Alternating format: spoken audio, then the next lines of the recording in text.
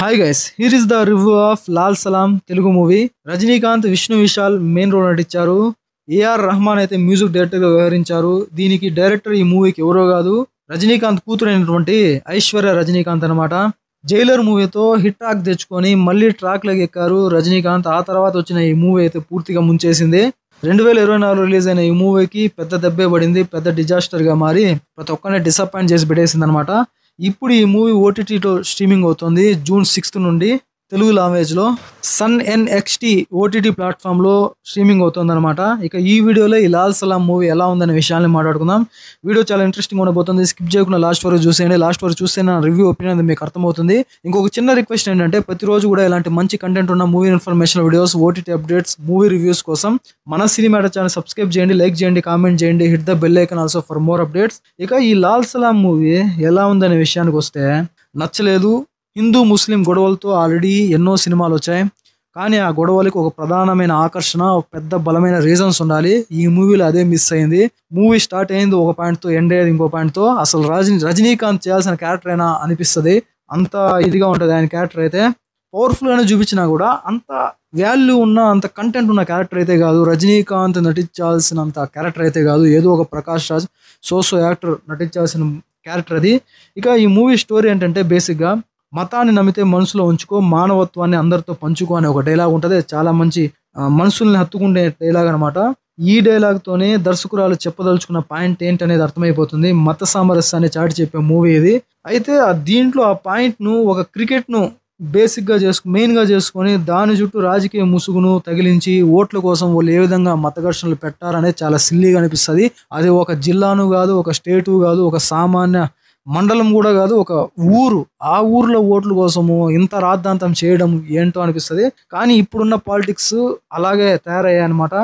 అయితే ఈ అంశాలన్నింటినీ కూడా సరిగ్గా చూపించే అక్కడ దర్శకురాలు ఐశ్వర్య రజనీకాంత్ అయితే తడబడిందనే చెప్పాలి. మూవీ ఏ దశలోనూ కూడా సరైన దిశలో ముందుకు పోతున్నట్టుగా అనిపించదు. అసలు స్టోరీ ఏంటనేది ఇంటర్వెల్ వరకు కూడా చూసి ఆడియన్స్ కి తెలియదు అనమాట. ఒక ఊరి ఓట్ల కోసం ఆ రాజకీయ నాయకులు చేసే కుట్రలు పనడం, కట్ చేస్తే ఊరి ప్రజల నుంచి విష్ణు విశాల్ ప్రయత్నించడం, ఇవన్నీ కూడా ఏంట్రా అనే తలపోటును తెప్పిస్తాయి. బేసిక్ గా మూవీ స్టోరీ ఏంటంటే, రజనీకాంత్ అతని ఫ్రెండ్ ఉంటారనమాట. రజనీకాంత్ కొడుకు వచ్చేసి శంషుద్దీన్, తన ఫ్రెండ్ కొడుకు వచ్చేసి గురు అనమాట. శంషుద్దీన్ కి రజనీకాంత్ తన ఫ్రెండ్ ఇద్దరు కూడా అన్యోన్యంగా అంత ఫ్రెండ్షిప్ గా ఉంటారు. కానీ గురువుకు శంషుద్దీన్ పట్టుకోదు. ఆ ఊర్లో 2 టీంలు ఉంటాయి, క్రికెట్ టీంలు. ఒకటి 3 స్టార్, రెండోది ఎంసీసీ టీమ్స్ అనమాట.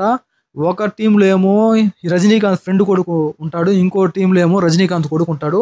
ఒక గొడవ జరుగుతుంది మ్యాచ్ జరిగేటప్పుడు. అప్పుడు రజనీకాంత్ కొడుకు శంషుద్దీన్ ని తన ఫ్రెండ్ కొడుకైనటువంటి గురు చేయి నరికేస్తాడనమాట. అక్కడి నుండి ఆ ఊరు మొత్తం 2 వర్గాలుగా చీలిపోయి హిందూ ముస్లిం గొడవలతో తగలబడిపోతుంది, రగిలిపోతుంది.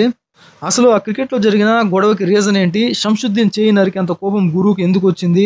తన కొడుకు చేయి నరికిన గురువుని మొయిద్దీన్, అదే హీరో రజనీకాంత్ ఏం చేశాడు?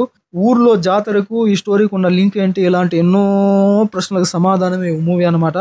అయితే ఈ ఇంత పెద్ద డౌట్లు ఉన్న మూవీ, ఇన్ని ప్రశ్నలు తలెత్తే మూవీని సరిగ్గా ఒక పాయింట్ లో, ఒక కోర్ పాయింట్ ఏదన్నా ఉందంటే అది లేదు. చెప్పాను కదా, ఒక చిన్న పల్లెటూరు. ఆ పల్లెటూరులో ఊట్ల కోసం ఇంత రాద్ధాంతం చేయాలనిపిస్తుంది మూవీ చూస్తే. దాంతోపాటుగా రజనీకాంత్ క్యారెక్టర్ అయితే ఫుల్ గా డిసప్పాయింట్ చేస్తుంది. అసలు రజనీకాంత్ చేయాల్సిన క్యారెక్టరే కాదు.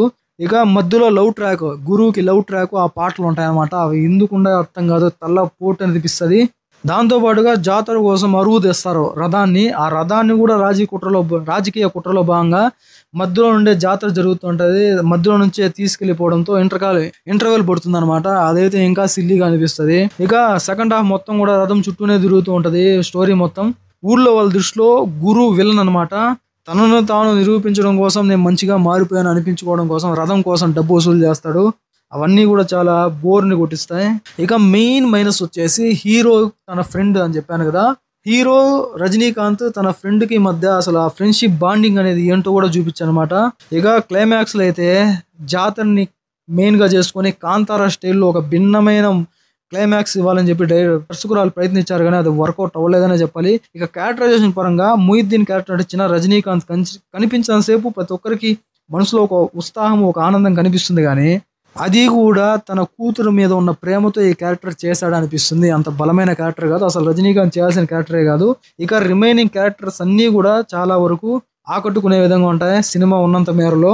మ్యూజిక్ డైరెక్టర్ గా వివరించిన ఏఆర్ రెహమాన్ అయితే ఆ మ్యూజిక్ అసలు ఏ మాత్రము ప్రతి ఒక్కరిని ఇంప్రెస్ చేయదనమాట. అసలు దీనికి ఏఆర్ రెహమాన్ మ్యూజిక్ డైరెక్టరా అనిపిస్తుంది ఒకానొక దశలో. ఇక ఫ్యామిలీతో కలిసి చూడొచ్చా అంటే మీరు చూసేదే కష్టం. ఇంకా ఫ్యామిలీతో చూస్తామంటే నేను ఎవరు ఆపడానికి. మీరు ఆల్రెడీ లాల్ సలాం మూవీ చూస్తుంటే మీకు ఎలా అనిపించిందో కామెంట్ సెక్షన్ లో కామెంట్ చేయండి. నెక్స్ట్ వీడియోతో మళ్ళీ కలుద్దాం. ఇప్పుడు వరకు stay tune. Please subscribe and support. Thanks for watching.